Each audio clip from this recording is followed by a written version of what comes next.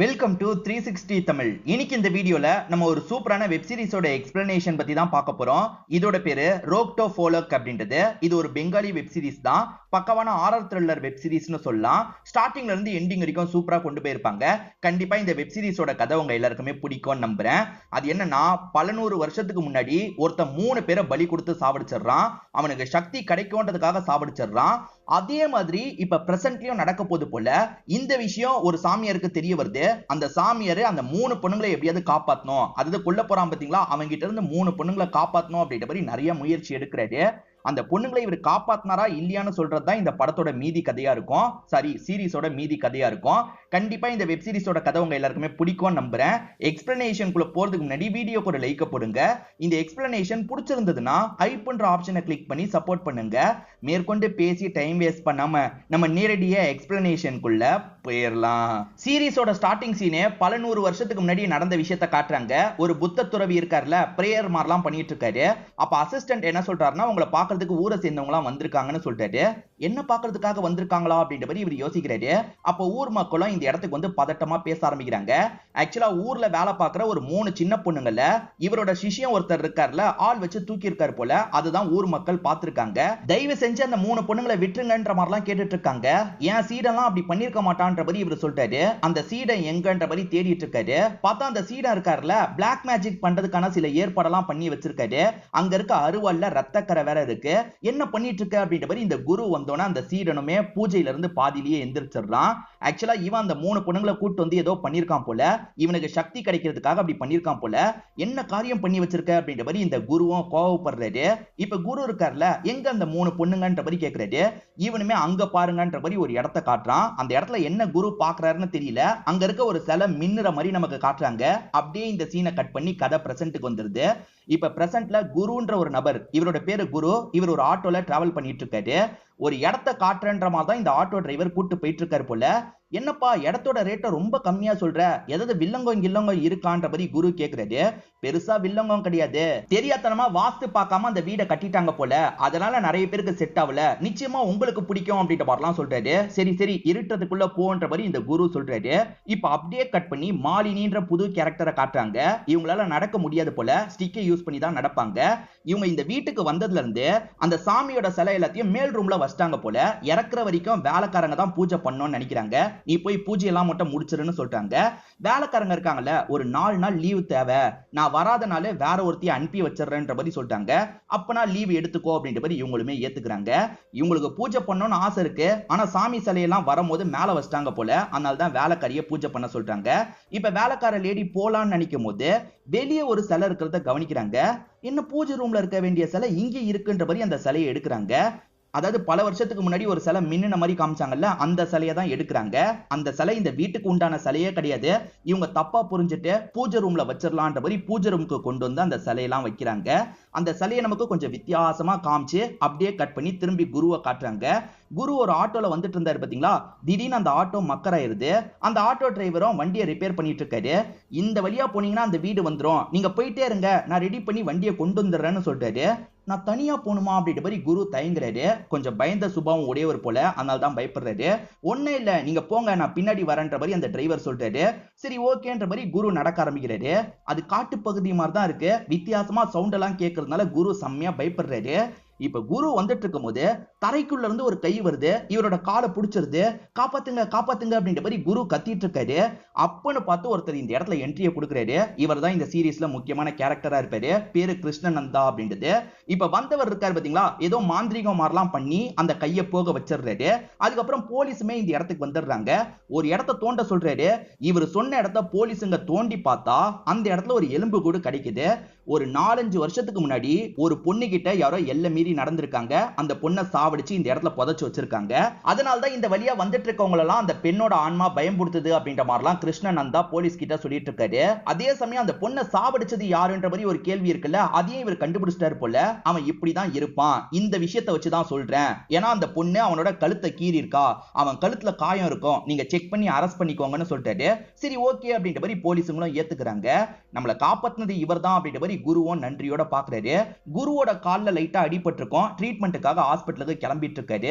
இதே சமயம் கிருஷ்ணநந்தா அவரோட இடத்துக்கு போயிடுறாரு. இப்ப ட்ரீட்மெண்ட்லாம் முடிஞ்சிருது.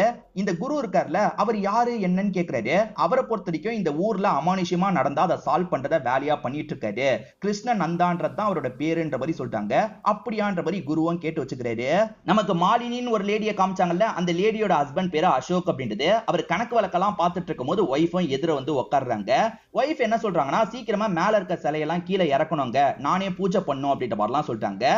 மும்மரமா அப்படி என்ன கணக்கு பாக்குறீங்கன்னு கேட்கும்போது, பொண்ணை கொல்கட்டால படிக்க வைக்கணும்ல, அதுக்கான விஷயத்தை தான் பார்த்துட்டு இருக்கேன்ற மாதிரி சொல்லிட்டாரு. இவ்வளவு கொல்கட்டாக்கு அனுப்பி வேற படிக்க வைக்க போறீங்களா, எப்ப பாரு போனை தான் யூஸ் பண்ணிட்டு இருக்கா அப்படின்ற மாதிரி புலம்புறாங்க. அப்படியே கட் பண்ணி இவங்களோட பொண்ணை நமக்கு காட்டுறாங்க. இந்த பொண்ணோட பேரு வித்யா அப்படின்றது. இந்த வித்யா ஆன்லைன் மூலியமா ஒரு நபர்கிட்ட பழகிட்டு இருக்கா போல. அந்த நபர் யாரு என்னன்றது நமக்கு தெரிய மாட்டேங்குது. இப்ப நமக்கு கிருஷ்ணநந்தா பூஜை பண்றதை காட்டுறாங்க. அந்த பூஜையில இந்த வித்யா பொண்ணு கொடூரமா செத்து போயிருக்க மாதிரிலாம் தோணுது. அந்த குடும்பமே செத்து போயிருக்க மாதிரிலாம் இவருக்கு தோணுது. இவர் கொஞ்சம் டிஸ்டர்ப்ட் ஆயிடுறாரு. அப்ப இவரோட குரு கற்பனையில தெரிய ஆரம்பிக்கிறாரு. அந்த இடத்துல ஆபத்து வரப்போகுது, அந்த ஆபத்தை நீ தான் ஸ்டாப் பண்ணும் அப்படின்ற மாதிரிலாம் சொல்றாரு. நமக்கு குருன்னு ஒருத்தரை காமிச்சாங்கல்ல, அவர் மாலினி வீட்டுக்கு தான் வந்திருக்காரு. மாலினியோட கொழுந்தன் தான் இவருன்றது நமக்கு தெரிய வருது. என்ன நொண்டி நொண்டி வரீங்கன்னு கேட்கும் போது நடந்த விஷயத்தெல்லாம் இவர் சொல்றாரு. அது சரி, என் ஒய்ஃப் எங்கன்னு கேட்கும் போது அவ மார்க்கெட்டுக்கு போனா இன்னும் வரலன்னு மாலினி சொல்றாங்க. இந்த குருவோட ஒய்ஃப் பேரு மீனா அப்படின்றது. இப்ப மீனாக்கு கால் பண்ணலான்ற மாதிரி கால் பண்றாங்க. மீனா ஷாப்பிங் எல்லாம் முடிச்சுட்டு வந்துட்டு இருக்காங்க போல. எங்க சீக்கிரமா வந்துருவன்ற மாதிரிலாம் சொல்றாங்க. சரி ஓகே ஓகேன்னு ஹஸ்பண்ட் காலை கட் பண்ணிடுறாரு. இப்பதான் பேய் மாதிரி ஒரு உருவம் மீனாவோட கண்ணுக்கு தெரியுது. என்ன அந்த உருவம் வித்தியாசமா இருக்கு, சீக்கிரமா கிளம்பணும் அப்படின்ற மாதிரி வேகமா இங்க இருந்து நடக்க ஆரம்பிக்கிறாங்க. இதே சமயம் அந்த கிருஷ்ணநந்தா இருக்காரு பாத்தீங்களா, இவங்களோட வீட்டுக்கே வந்துடுறாரு. இவங்களுக்கு ஆபத்து வரப்போதுல, அதை பத்தி சொல்றதுக்காக வந்திருக்காரு போல. இப்ப அடுத்த எபிசோட ஸ்டார்டிங் சீனே 20 வருஷத்துக்கு முன்னாடி நடந்த விஷயத்தை காட்டுறாங்க. கீதான்ற ஒரு லேடி மீன் ஆஞ்சிட்டு இருக்காங்க. பக்கத்துல பையன் உட்காந்து ஏதோ பண்ணிட்டு இருக்கான். அப்ப வெளியே இருக்க நாய் குலைச்சுக்கிட்டே இருக்கு. இந்த பையனுக்கு பயங்கரமா கோவம் வருது. இப்ப அம்மா எந்திரிச்சு போறாங்க. திரும்பி வந்து அருவாமனையை எடுக்கலான்னு பார்த்தா அருவாமனை மிஸ் ஆகுது. அருவாமனை எங்க போச்சுன்னு பார்க்கும் போதுதான் பையன் அருவாமனைய கையில வச்சிருக்கான். அதுல ரத்தம் சொட்டிட்டு இருக்கு. நாய் இதுக்கப்புறம் குலைக்காது, ஒரேடியா அந்த நாயோட கதையை முடிச்சிட்டேன்னு சொல்றான். நாய் குலைச்சதுக்கெல்லாம் போய் அந்த நாய் கதையை இவன் முடிச்சிருக்கான் போல. இவன் கொஞ்சம் வித்தியாசமான கேரக்டர்னு காமிச்சு கட் பண்ணி கதை இப்ப பிரசன்ட்டுக்கு வருது. கிருஷ்ணநந்தா இருக்காரு பாத்தீங்களா, குருவை பாக்குறதுக்காக வந்திருக்காரு. உங்க குடும்பத்துக்கு ஒரு பெரிய ஆபத்து வரப்போகுதுன்னு சொல்றாரு. என் ஒய்ஃப் வேற இப்ப வெளியே இருக்காளே, என் ஒய்ஃபுக்கு ஏதாவது பிரச்சனை வருமான்னு கேக்குறாரு. நிச்சயமா பிரச்சனை வர வாய்ப்பு இருக்கு, உங்க ஒய்ஃப் இருக்கிற இடத்துக்கு போனோன்ற மாதிரிலாம் சொல்லிட்டாரு. அந்த சமயம் தான் வீட்டுல இருக்க வித்யாவை பார்த்து ஷாக் ஆகுறாரு. ஏன்னா வித்யா கொடூரமா இறந்து போன மாதிரி இவரோட மைண்டுக்குள்ள வந்திருக்கும். ஏற்கனவே மீனா இருந்த இடத்துல அமானுஷ்யமா சில விஷயங்கள் நடந்தது பாத்தீங்களா. இப்ப மீனாவும் ஒரு ஸ்டேஜ்ல பேயை பார்த்து பயந்து ஓடிட்டு இருக்காங்க. அப்ப ஹஸ்பண்ட் மேல மோதிடுறாங்க. ஹஸ்பண்ட் ஒரு பக்கமும் அதே மாதிரி கிருஷ்ணநந்தா ஒரு பக்கமும் வந்திருப்பாங்க. ஒய்ஃப் நடந்த விஷயத்தெல்லாம் சொல்றாங்க. கிருஷ்ணநந்தா இங்க இருந்து முதல்ல ஒய்ஃபை கூட்டு போங்கன்ற மாதிரி குரு கிட்ட சொல்லிட்டாரு. இவர் கையில இருக்க தானியத்தை தூக்கி போடுறாரு. அந்த தானியம் அப்படியே வித்தியாசமா பறக்கலாம் செய்து. இப்ப அப்படியே கட் பண்ணி வேற ஒரு பகுதியை காட்டுறாங்க. ஒரு பொண்ணு போற வர வண்டி கிட்ட எல்லாம் லிஃப்ட் கேட்டுட்டு இருக்கா. யாருமே வண்டியை நிறுத்த மாட்டாங்க. அப்போ ஒரு நபர் வண்டியை நிறுத்துறாரு. ஏதாவது ஹெல்ப் வேணுமான்னு கேக்குறாரு. இவங்க கையை காமிக்காமே இந்த நபர் நிறுத்தி இருப்பாரு. அதனால இவங்களுமே கொஞ்சம் தயங்குறாங்க. என்னங்காச்சு சொல்லுங்கன்னு கேக்குறாரு. நான் கேப் புக் பண்ண, கேப் வரவே இல்ல, அதனால தான் லிஃப்ட் கேட்டு போலான்னு நினைச்சேன். சரி லிஃப்ட் தரீங்களான்னு கேட்கும்போது இவருமே தரேன், வண்டியில ஏறுங்கன்ற மாதிரி கூட்டு போறாரு. ஒரு ஹோட்டலுக்கு போனோம்னு சொல்றாங்க. இவருமே ஏத்துக்கிறாரு.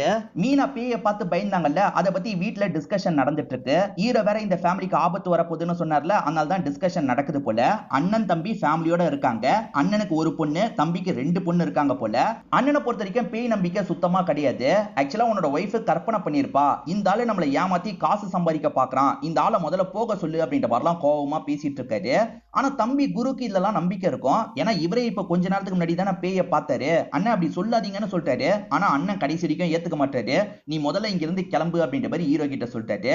இப்ப ஹீரோ சோகமா கிளம்பலாம்னு நினைக்கும் போது, என் அண்ணன் பேசினதை மனசுல வச்சுக்காதீங்க, நான் மன்னிப்பு கேட்கிறேன் அப்படின்ற மாதிரிலாம் குரு சொல்லிட்டாரு. அதெல்லாம் ஒன்னும் பிரச்சனை இல்ல, இந்த மாதிரி நிறைய பேர் ஏற்கனவே சொல்லியிருக்காங்க, ஏதாவது உதவி தேவைப்பட்டா என்ன கூப்பிடுங்கன்ற மாதிரி அவரோட கான்டாக்ட் டீடைல் எல்லாம் தந்துட்டு இங்க இருந்து கிளம்புறாரு.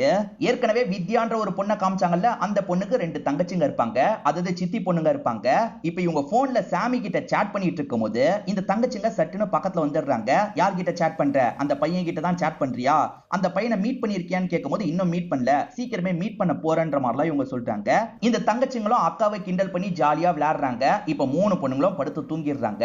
நைட்டு நேரம் தங்கச்சி ஒருத்திக்கு மொழி போறது, ரெஸ்ட் ரூம் யூஸ் பண்றதுக்காக ரெஸ்ட் ரூமுக்கு வந்துடுறா. இந்த சமயம் கூட அக்கா சாட் தான் பண்ணிட்டு இருக்காங்க போல. இந்த தங்கச்சி கொலையை மூடிட்டு கிளம்பலான்னு பார்த்தா கொலை திரும்பி ஓபன் ஆயிருது. என்ன திரும்பி ஓபன் ஆயிருச்சு அப்படின்ற மாதிரி இவ கொலைய மூடுறதுக்காக போகும்போது பேய பாத்துட்டா போல பேய் பேயின்ற மாதிரி கத்துறா. இப்ப ரெண்டு பேருமே முழிச்சு என்னாச்சு ஏதாச்சுன்ற மாதிரிலாம் கேட்டுட்டு இருக்காங்க. அப்படியே கட் பண்ணி லிஃப்ட் ஒரு நபர் கொடுத்தாரு பாத்தீங்களா, அந்த நபரை நமக்கு காட்டுறாங்க. அவர் அந்த பொண்ணு சொன்ன இடத்துக்கு கூட்டு போகாம வேற ஒரு பகுதிக்கு கூட்டு போறாரு. எதுக்காக இந்த ரூட்டுக்கு போற, அந்த ரூட்டுக்கு போன்ற மாதிரி அந்த பொண்ணுமே கோவப்பட்டு இருக்காங்க. வண்டியை நிறுத்து நிறுத்துன்னு சொல்லிட்டாங்க. இவர் என்ன பண்றாருன்னா ஒரு பொருளை வச்சு இவங்க மண்டையிலேயே அடிச்சு சாவடிச்சிடுறாரு. சாவடிக்கல, மயக்கமாக்கி இருக்காரு போல. ஏதோ ஒரு பிளானோட தான் இந்த பொண்ணை தூக்கி இருக்காருன்றது நமக்கு தெரிய வருது. அதே மாதிரி இந்த வித்யா யார்கிட்டயே சேட் பண்ற மாதிரி காமிப்பாங்கல்ல, இந்த நபர் கிட்ட தான் சேட் பண்ணிருக்கா.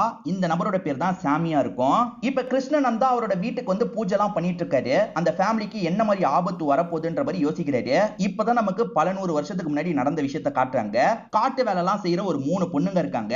அந்த 3 பொண்ணுங்களை அந்த சிஷியா இருக்கான் பாத்தீங்களா, ஆளை வச்சு தூக்குறான். இவனுக்கு விசுவாசமா சிலர் இருப்பாங்கல்ல, அவங்கள வச்சு இந்த 3 பொண்ணுங்களை லாக் பண்றான். இந்த 3 பொண்ணுங்களை தூக்கிட்டு போறத மத்தவங்க பார்த்துதான் அன்னைக்கு நைட் அந்த இடத்துக்கு வந்திருக்காங்க போல. இது எல்லாத்தையுமே கிருஷ்ணநந்தா ஃபீல் பண்றாரு. இப்ப பிரசன்ட்ல சாமியை நமக்கு காட்டுறாங்க. உன்னோட Facebook ப்ரொஃபைலையே நான் எவ்வளவு நாள் தான் பாக்குறது, எனக்காக ஒரு ஆர்ட் போட்டோ மட்டும் அனுப்புன்ற மாதிரி கேக்குறான். அதெல்லாம் நான் பண்ண மாட்டேன் அப்படின்ற மாதிரி வித்யா வெக்கப்பட்டுக்கிட்டே பேசிட்டு இருக்காங்க. அப்ப வித்யாவோட அம்மா மாலினி சட்டுன்னு இந்த இடத்துக்கு வந்துடுறாங்க. யார்கிட்ட பேசிட்டு இருக்கன்னு கேட்கும் போது ஒரு பொண்ணு ஃப்ரெண்டு கிட்ட பேசிட்டு இருக்கிறதா இவங்க சமாளிக்கிறதுக்கு ட்ரை பண்றாங்க. எப்ப பாரு போன் தான் பேசிட்டு இருப்பியா அப்படின்ற மாதிரி அம்மா திட்டுறாங்க. இப்ப அம்மா திட்டிக்கிட்டே இருக்கிறதுனால இவங்களுமே சமாளிச்ச மாதிரி பக்கத்துல இருக்க ரெஸ்ட் ரூம்குள்ள வந்து கதவை சாத்திடுறாங்க. அம்மா திட்டுறதை நினைச்சு இந்த இடத்துல ஃபீல் பண்றாங்க. அவங்க கிட்ட போட்டோ அனுப்ப மாட்டேன்னு தானே சொன்னாங்க. இப்ப அம்மா திட்டுறதுனால இவங்களுக்கு கோவம் வந்துருது. நம்ம ட்ரெஸ் இல்லாம போட்டோ அனுப்பணும்ன்ற மாதிரி யோசிக்கிறாங்க. மேல ட்ரெஸ் எல்லாம் கலட்டி இவனுக்கு போட்டோ எடுத்து அனுப்புறாங்க. இவன் அந்த போட்டோவை கவனிக்க மாட்டான். அந்த சமயம் இவனுக்கு வித்தியாசமா ஏதோ நடக்குது. பக்கத்துல கறி வெட்டிட்டு இருக்காரு பாத்தீங்களா, அதை பார்க்கும் போது இவனுக்கு திடீர்னு சில கிளிப்பிங்ஸ் எல்லாம் மைண்டுக்குள்ள ஓடிட்டு இருக்கு. ஸ்டார்டிங் ஒரு சீடை வந்து 3 பேரை சாவடிச்சான் பாத்தீங்களா, 3 பேரோட தலையை வெட்டி வச்சிருப்பான். அந்த விஷயம் எல்லாம் இவரோட மைண்டுக்குள்ள வந்துட்டு இருக்கு. என்ன திடீர்னு என்னென்னமோ தோணுதுன்னு யோசிக்கிறான். இப்ப கையில ஒரு பகுதி வேற அரிக்குது. எதனால இப்படி நடக்குதுன்னு யோசிச்சுக்கிட்டே இவனோட ஆளுங்களை பாக்குறதுக்காக வரான். 2 ஆளுங்க கூட சேர்ந்துதான் இந்த விஷயத்த பண்ணிட்டு இருக்கான் போல. பொண்ணுங்களை ஏமாத்தி லாக் பண்ணி அந்த பொண்ணுங்களை அந்த மாதிரி வேலைக்காக அனுப்பி வச்சிருவான் போல. இந்த சமயம் தான் வித்யாவோட போட்டோ வந்திருக்கிறத இந்த சாமி பாக்குறான். எனக்கு அடுத்த ஆடம் சிக்கிருச்சு அப்படின்ற மாதிரி ஆளுங்களை பார்த்து சொல்றான். ஆளுங்களுமே சிரிக்கிறாங்க. இங்கதான் செகண்ட் எபிசோட முடிக்கிறாங்க. இப்ப தேர்ட் எபிசோட ஸ்டார்டிங் சீனே பாஸ்ட்ல நடந்த விஷயத்தை காட்டுறாங்க. ஒரு சின்ன பையனை காமிச்சாங்க பாத்தீங்களா, அந்த சின்ன பையன் ஒரு லேடி குளிக்கிறத அந்த லேடிக்கே தெரியாம வீடியோ மாதிரி எடுத்துட்டு இருக்கான். இப்படி வீடியோ எடுத்துட்டு இருக்கிறத அந்த ஏரியாக்காரங்க பாத்துறாங்க. இவனை விடக்கூடாது அப்படின்ற மாதிரி துரத்தி போய் பிடிக்கிறாங்க. அடி அடின்னு அடிச்சிட்டு இருக்காங்க. ஒரு பெரியவர் பிடிச்சி அடிக்கும் போது இவன் மெயின் பாயிண்ட்லயே எட்டி மிதிச்சுட்டு அங்க இருந்து தப்பிச்சிடுறான். இந்த வீடியோவை எதுக்காக எடுத்திருப்பானா, வேற ஒருத்தனுக்கு விக்கிறதுக்காக எடுத்திருப்பான். இப்ப வாங்கின நபர் இருக்கான்ல, இவன் ரத்தத்தை துடைக்கிறதுக்காக வரான். வேணாம் வேணாம், ரத்தத்தை எல்லாம் துடைக்காத, இது எனக்கான அடையாளம் அப்படின்ற மாதிரி இவனுமே இங்க இருந்து நடக்க ஆரம்பிக்கிறான். இந்த பையன் தான் பிரசன்ட்ல இருக்க சாமியா என்னன்றது நமக்கு தெரியல.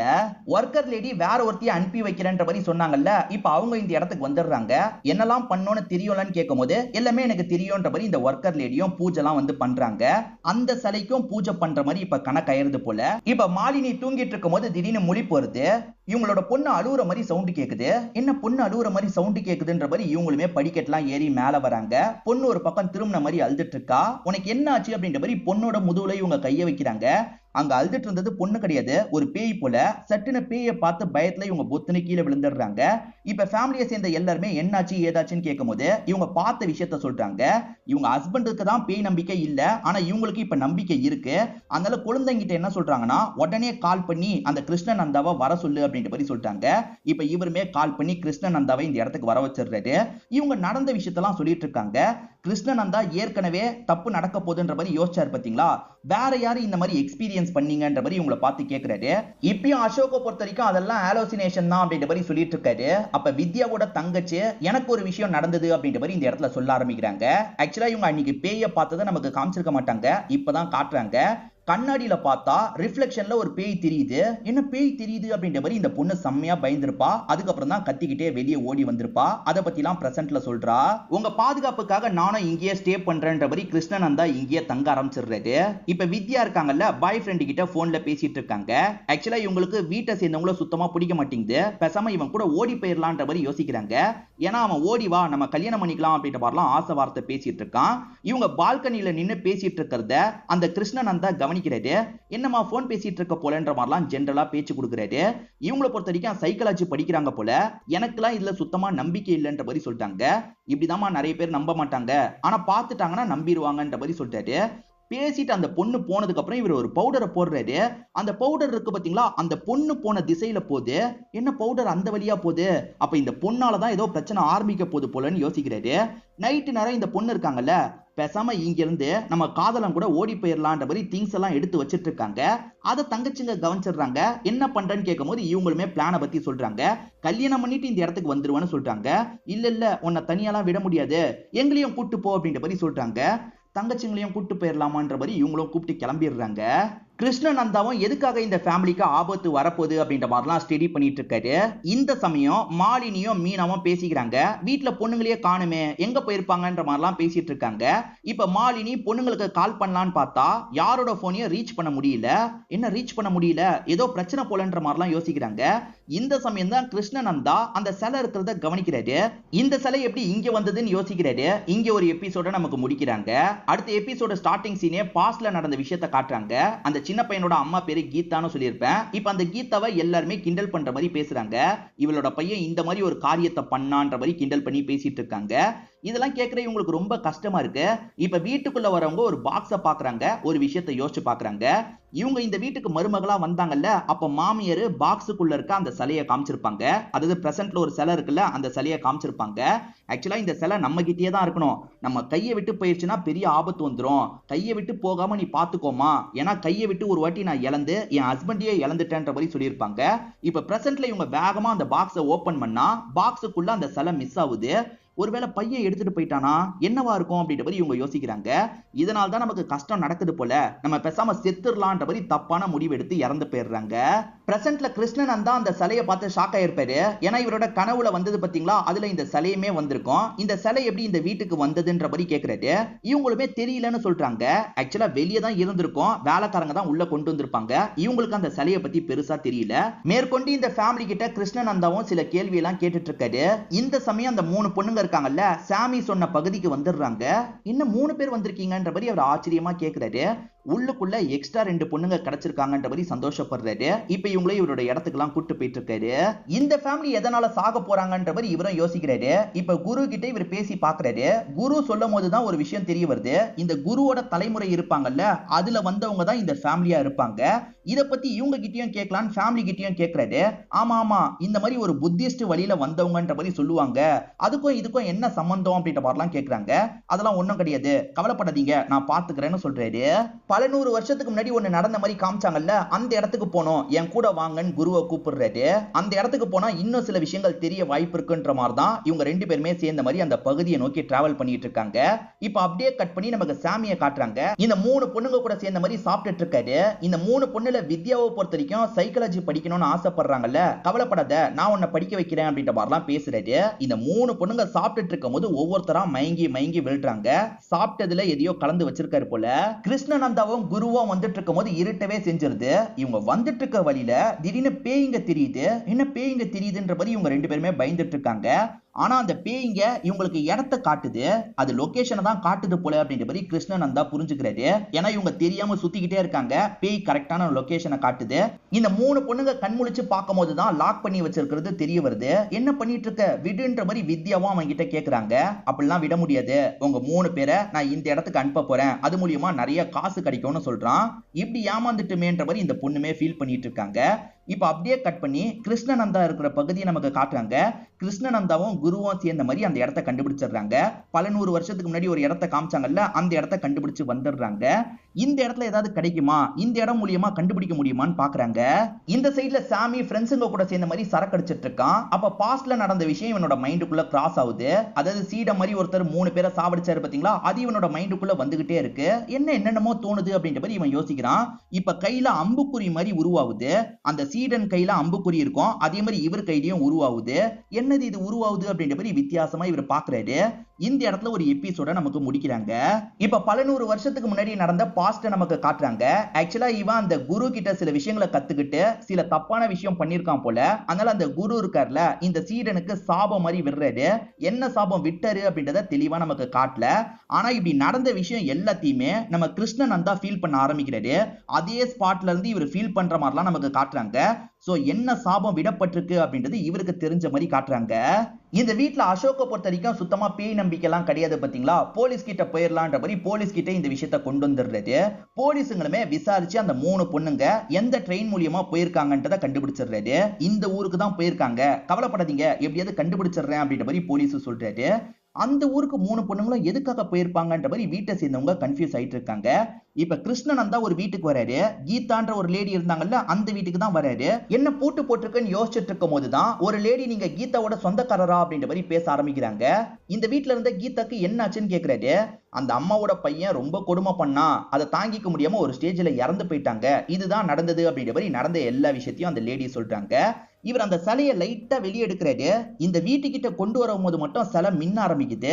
சோ இந்த வீட்டுல இருக்க அந்த சின்ன பையன் தான் இதுக்கு பின்னாடி இருக்கான் போல, அவனை கண்டுபிடிக்கணும்ன்ற மாதிரி யோசிக்கிறாரு. இப்ப சாமியும் போதையில இருந்து கொஞ்சம் கண்முழிக்கிறான். நைட்டு எதனால அப்படிலாம் தோணுச்சு அப்படின்ற மாதிரி யோசிச்சுட்டு இருக்கான். இப்பதான் அந்த 2 ஆளுங்க கிட்ட இருந்து கால் வருது. இந்த பொண்ணுங்களை கை மாத்திரலாமான்ற மாதிரி கேக்குறாங்க. கையெல்லாம் மாத்த தேவையில்ல, அதே மாதிரி மத்த பொண்ணுங்க மேல கை வைக்கிற மாதிரி இந்த பொண்ணுங்க மேல கை வச்சிடாதீங்க, தொலைச்சிருவேன் அப்படின்ற மாதிரி வார்னிங் எல்லாம் கொடுக்குறாரு. இப்ப முகத்தை கழுவி ரெடி ஆகலான்னு முகத்தை கழுவுறதுக்காக வராருல, அப்ப பாஸ்ட்ல சீடனா இவர் இருந்த உருவம் இவருக்கு தெரியுது. இவருமே யாரு திடீர்னு தெரிஞ்சா அப்படின்ற மாதிரி பயப்படுறாரு. இந்த சாமியோட ஆளுங்க 2 பேர் இருக்காங்கல்ல, இந்த பொண்ணுங்க மேல கை வைக்கிறதுக்காக வராங்க. கையெல்லாம் வச்சீங்கன்னா அவ்வளவுதான் அப்படின்ற மாதிரி அங்க இருக்க வித்யா வார்னிங் கொடுத்துட்டு இருக்காங்க. இவனுங்க நினைச்சா எல்லை மீறி நடக்கலாம், ஆனா சாமி எதுவுமே பண்ணக்கூடாதுன்னு சொல்லியிருக்காருல, பிரச்சனை வேணாம் நம்ம கிளம்பலான்ற மாதிரி வெளியே போயிடுறாங்க. ஆக்சுவலா இந்த சிலை இருக்கு பாத்தீங்களா, சாமி இருக்கிற லொகேஷனை இவருக்கு சொல்லுது போல. ஒரு குறிப்பிட்ட இடத்துக்கு போகும்போது மின்னுது, அது மூலியமா இவர் இந்த சைடு போங்க அந்த சைடு போங்கன்ற மாதிரிலாம் டிரைவர் கிட்ட சொல்றாரு. அவனை தேடி அலைஞ்சிட்டு இருக்காரு. சாமி அடுத்த பொண்ணை ஏமாத்துறதுக்காக ஒரு இடத்துக்கு வந்துடுறான். இந்த பொண்ணு கிட்ட ஃப்ளர்ட் பண்ற மாதிரிலாம் பேசி ஏமாத்திட்டு இருக்கான். இப்படி ஏமாத்திட்டு இருக்கும் போது திடீர்னு இந்த பொண்ணு இருக்காங்கல்ல, பாஸ்ட்ல இவன் சாவடிச்ச 3 பொண்ணுங்கள்ல ஒரு பொண்ணு மாதிரி தெரியுறாங்க, பேய் மாதிரி தெரியுறாங்க, வித்தியாசமா இவன் கிட்ட பேசிட்டு இருக்காங்க. இவனுமே கோவப்பட்டு கத்த ஆரம்பிக்கிறான். ஆனா நிஜத்துல சாதாரண பொண்ணு தானே இருக்காங்க, அவங்க இவன் கத்துறத பார்த்து பயந்துடுறாங்க. இவன் சைக்கோ போல அப்படின்ற மாதிரி வேகமா இங்க இருந்து போயிடுறாங்க. காரியமே கெட்டு போயிருச்சு அப்படின்ற மாதிரி இவனும் கடுப்பாவறான். எதனால இதெல்லாம் நமக்கு தோணிக்கிட்டே இருக்குன்ற மாதிரி யோசிக்கிறான். இந்த 2 பசங்களால சுத்தமா கண்ட்ரோல் பண்ண முடியல. இந்த பொண்ணுங்க கிட்ட எல்லை மீறி நடந்தா என்னன்னு அப்ரோச் பண்றதுக்காக வராங்க. இதுதான் சமயம்ன்ற மாதிரி வித்யா இருக்காங்கல்ல, அந்த 2 பேரையும் அட்டாக் பண்ணிடுறாங்க. தங்கச்சிங்களை காப்பாத்தி இங்க இருந்து தப்பிச்சு ஓட ஆரம்பிக்கிறாங்க. அவனுங்க காயப்பட்டதுனால துரத்திட்டு வர முடியல போல. இவங்க 3 பேர் ஓடி வந்துட்டு இருக்கும் போது அந்த வழியா ஒரு போலீஸ் வேன் வருது. இவங்களுமே வண்டியை நிறுத்துங்கன்ற மாதிரி ஹெல்ப் எல்லாம் கேக்குறாங்க. என்னாச்சுன்ற மாதிரி அந்த போலீஸ் கேக்குறாரு. நடந்த விஷயத்தெல்லாம் சொல்றாங்க. கவலைப்படாதீங்க, சேஃபான இடத்துக்கு நான் கூட்டு போறேன், வண்டியில ஏறுங்கன்ற மாதிரி வண்டியில ஏத்தி இங்க இருந்து கூட்டு போறாரு. இந்த வேனும் கிருஷ்ணனந்தா வந்துட்டு இருக்க வண்டியும் கிராஸ் ஆகுது. அப்ப கிருஷ்ணனந்தாவோட அந்த சிலையில இருந்து வெளிச்சம் வருது. இங்கதான் பக்கத்துல அவன் இருக்கான் போல அப்படின்ற மாதிரி கிருஷ்ணனந்தா யோசிக்கிறாரு. அந்த பொண்ணுங்கனால ஒளி வந்ததா என்னன்றது தெரியல, பக்கத்துல தான் இருக்காங்கன்னு கிருஷ்ணனந்தா முடிவெடுக்கிறாரு. இப்ப அந்த வேனு வர வேண்டிய இடத்துக்கு வராம திரும்பி இந்த பொண்ணுங்க ஏறின இடத்துக்கே வந்துருது. அந்த இடத்துல பார்த்தா கோவமா சாமி நின்னுட்டு இருக்கான். அப்பதான் ஒரு விஷயம் தெரிய வருது, இந்த போலீஸே சாமியோட ஆளா தான் இருப்பாரு. இப்ப கோவத்துல இருக்க சாமி இருக்கான்ல, வித்யாவை போட்டு அடிக்கிறான். வித்யா கிட்ட எல்லை மீறி நடக்கணும் அப்படின்ற மாதிரி வித்யா கிட்ட எல்லை மீறி நடக்கிறதுக்காக வந்துடுறான். இவன் இப்ப நெருங்கி வந்துட்டு இருக்கும் போது வித்யா இருக்காங்கல்ல, வித்தியாசமா தெரியுறாங்க. அதே மாதிரி அங்க ஒரு காளி சிலைலாம் தெரியுது. அதை பாக்குற இவன் செம்மையா பயந்துடுறான். இப்ப பயந்தடிச்சு பின்னாடி போயிட்டு இருக்கான்ல, இத வித்யா புரியாம பாக்குறாங்க. எதுக்கு இவன் பயந்து போறான்ற மாதிரிலாம் யோசிக்கிறாங்க. இவனுக்கு பாஸ்ட் இருக்கு பாத்தீங்களா, இப்ப கொஞ்சம் அதிகமா ஞாபகம் வருது. பாஸ்ட்ல அந்த சாமியாரு ஒரு சாபத்தை தந்தாரு பாத்தீங்களா, என்ன சாபத்தை தந்தாரு அப்படின்றத இவனுக்கு தெரிய வந்துருது. ஓஹோ, இதுதான் விஷயமா அப்படின்ற மாதிரி இவன் யோசிக்க ஆரம்பிக்கிறான். இந்த 3 பொண்ணுங்களையும் லாக் பண்ணி வைங்கடா, என்ன பண்ணோன்றத நான் சொல்றேன்ற மாதிரி ஆளுங்க கிட்ட சொல்றான். ஆளுங்களும் சரின்ற மாதிரிலாம் ஏத்துக்கிறாங்க. இப்ப இவனுமே அந்த சீடன் இருந்தார்ல, அந்த கெட்டப்புக்கு மாறிடுறாரு. என்ன பண்ணோன்றது இவருக்கு தெரிஞ்சிருது போல. 3 பேரை சாவடிச்சு ஒரு சக்தியை பெறலாம்னு நினைச்சிருக்கோம், அந்த வாட்டி மிஸ் ஆயிருச்சு. ஆனா இந்த வாட்டி அந்த சக்தியை நம்ம எப்படியாவது அடையணும் அப்படின்ற மாதிரி இவனுமே யோசிக்கிறான். இந்த ஃபேமிலியும் எப்பதான் பொண்ணுங்களை கண்டுபிடிப்பீங்க, என்னதான் நிலவரம் அப்படின்ற மாதிரிலாம் கேக்குறாங்க. இந்த போலீஸ் கண்டுபிடிக்க முடியலன்றதுக்காக எல்லா ஸ்டேஷனுக்கும் பொண்ணுங்களோட போட்டோவை அனுப்பி வச்சிருக்கோம், எப்பனாலும் அந்த பொண்ணுங்களை கண்டுபிடிச்சிருவோம், கவலைப்படாதீங்க அப்படின்ற மாதிரிலாம் சொல்லிட்டு சரி ஓகேன்ற மாதிரி இந்த ஃபேமிலியும் ஏத்துக்கிறாங்க. அப்படியே கட் பண்ணி அந்த சாமியோட அசிஸ்டன்ட் போலீஸா காட்டுறாங்க. அவருக்கும் இந்த இன்ஃபர்மேஷன் வருது. ஐயோ, இந்த பொண்ணுங்களை தீவிரமா தேட ஆரம்பிச்சிட்டாங்க போலியே, இத பத்தி சாமி கிட்ட சொல்லலான்னு பார்த்தா சாமி போன் எடுக்க மாட்டான். இவன் வேற எடுக்க மாட்டானே, அந்த இடத்துக்கு போலான்ற மாதிரி வண்டியை திருப்புறாரு. இப்ப சாமி இருக்காரு பாத்தீங்களா, பூஜைக்கான ஏற்பாடெல்லாம் பண்ணி வச்சிருக்காரு. அசிஸ்டன்ட் 2 பேருக்கும் ஒண்ணுமே புரிய மாட்டேங்குது. இவர் என்ன பூஜைலாம் பண்றாரு, கேட்டா கோவப்படுவாரு, அமைதியா நிக்க வேண்டியதுதான் அப்படின்ற மாதிரி அவனுங்க அமைதியா நின்னுட்டு இருக்காங்க. இந்த பொண்ணுங்களுக்கும் ஒன்னும் புரிய மாட்டேங்குது எதுக்காக இப்படி பண்றான்ற மாதிரி பார்த்துட்டு இருக்காங்க. இப்ப பூஜையெல்லாம் முடிச்ச இவன் இருக்கான்ல ஒரு பெரிய அருவாளை எடுத்துக்கிறான், வித்யாவை லாக் பண்றான், என்ன விடு விடுன்னு சொல்றாங்க. ஆனா இவன் இருக்கான் பாத்தீங்களா கழுத்தை வெட்டுறதுக்காக ஒரு இடத்துல இவங்களை லாக் பண்ணிட்டு இருக்கான். இவங்க பயங்கரமா கெஞ்சுறாங்க, இவன் கேட்கிற மாதிரியே இல்ல. ஒரு ஸ்டேஜ்ல இவங்க கழுத்தை வெட்டலாம்னு நினைக்கிறான். அதுக்குள்ள இந்த இடத்துக்கு கிருஷ்ணநந்தா வந்துடுறாரு. அவர் கையில ஏதோ சக்தி மாதிரிலாம் இருக்கு, அந்த சக்தியை வச்சு இவன் கூட சண்டை போடுறாரு. இவங்கிட்டயும் இப்ப சக்தி இருக்கு போல, அந்த சக்தி மூலியமா அவர் கூட சண்டை போட்டுட்டு இருக்கான். மாத்தி மாத்தி ரெண்டு பேருமே சண்டை போட்டுட்டு இருக்காங்கல்ல. அப்பதான் இந்த கிருஷ்ணநந்தா சில விஷயங்கள் எல்லாம் இவன் கிட்ட சொல்லிட்டாரு. அப்பதான் என்ன சாபம் கிடைச்சது அப்படின்றத நமக்கு காட்டுறாங்க. 3 அப்பாவி பொண்ணுங்களை சாவடிச்சு சக்தி அடையலான்ற மாதிரி நினைச்சிருப்பான். குரு இருக்கார்ல, அதை சமாளிச்சு அவன் கதையை முடிச்சிருப்பாரு. அப்படி முடிக்கும் போது குரு என்ன சொல்லியிருப்பாருன்னா, இன்னும் 1000 வருஷம் கழிச்சோம் நீ இதே மாதிரி ஒன்ன பண்ணுவ, அப்பயும் தடுக்கிறதுக்காக ஒருத்தன் வருவான், முடிஞ்சா அதை மீறி பண்ணிக்கோ அப்படின்ற மாதிரிலாம் சொல்லியிருப்பாரு. இந்த வாட்டியே நமக்கு சக்தி கிடைக்காம தடுக்கிறதுக்காக தான் கிருஷ்ணநந்தா வந்திருக்கான் போல. முதல்ல இவன் கதையை எப்படியாவது முடிக்கணும்ன்ற மாதிரி இவருமே சண்டை போடுறாரு. இப்ப மாத்தி மாத்தி ரெண்டு பேருமே சண்டை போட்டுட்டு இருக்காங்க. கிருஷ்ணநந்தா தான் பயங்கரமா இவனை கண்ட்ரோல் பண்றாரு. ஒரு ஸ்டேஜ்ல கண்ட்ரோல் பண்ணி காலி பண்ணலாம்னு நினைக்கும் போது சட்டுன்னு யாரோ வயிற்றுல ஷூட் பண்றாங்க. யாருன்னு பார்த்தா சாமியோட அந்த அசிஸ்டன்ட் போலீஸ் தான் ஷூட் பண்ணிருப்பாரு. இப்ப இவரே காயப்பட்டு விழுந்துட்டார்ல, அவனுமே சிரிச்சுக்கிட்டே எந்திரிக்கிறான். நான் நினைச்சது இந்த வாட்டி நடக்க போகுது அப்படின்ற மாதிரிலாம் சொல்றான். இந்த 3 பொண்ணுங்களை பலி கொடுக்கணும்ன்ற மாதிரி பிளான போட்டுட்டு இருக்கான். அப்பதான் கிருஷ்ணநந்தா உண்மையிலேயே அந்த சாபம் எப்படி தரப்பட்டது அப்படின்றத ரிவீல் பண்றாரு. இந்த பொண்ணுங்களை பார்த்த மாதிரி பேச ஆரம்பிக்கிறாரு. அது என்னன்னா, அவன் சாவடிக்க போறான் பாத்தீங்களா, அந்த 3 பொண்ணுங்க தைரியமா அவனை ஃபேஸ் பண்ணாலே இந்த பிரச்சனை எல்லாமே முடிஞ்சிரும், கடவுளே அவனுக்கான தண்டனையை தந்துருவாங்கன்ற மாதிரி தான் அந்த குரு சொல்லியிருப்பாரு. இது எல்லாத்தையும் அந்த பொண்ணுங்களுக்கு சொல்றாரு.